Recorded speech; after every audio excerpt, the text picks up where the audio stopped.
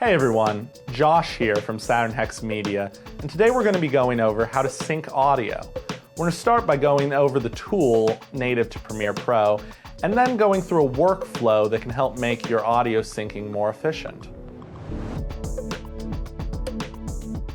Now the tool itself is fairly simple to use. Just drag both your video clip with NAT audio and your separate audio files into the timeline. From there, it's as simple as selecting both of them with Control-click, right-clicking and choosing Synchronize from the drop-down menu. Choose the final option, Audio, and presto, it's done. This process can even be done with more than 2 audio files at a time.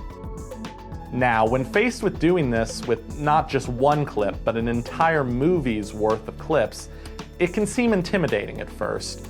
But by labeling your files appropriately and handling one video at a time, it can become more manageable. Start with an empty timeline panel.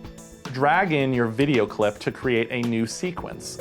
This will not only match the sequence settings to the clip, but automatically name the sequence according to the clip. This is an invaluable tool for organization later down the line.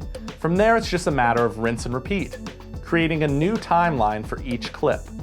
Once done, it can be useful to sort by file type and move all of the synced tracks to a separate folder for ease of access. It may seem weird at first to use a separate sequence for each video, but Premiere is able to handle sequences as if they were regular video files by dragging them into the source monitor.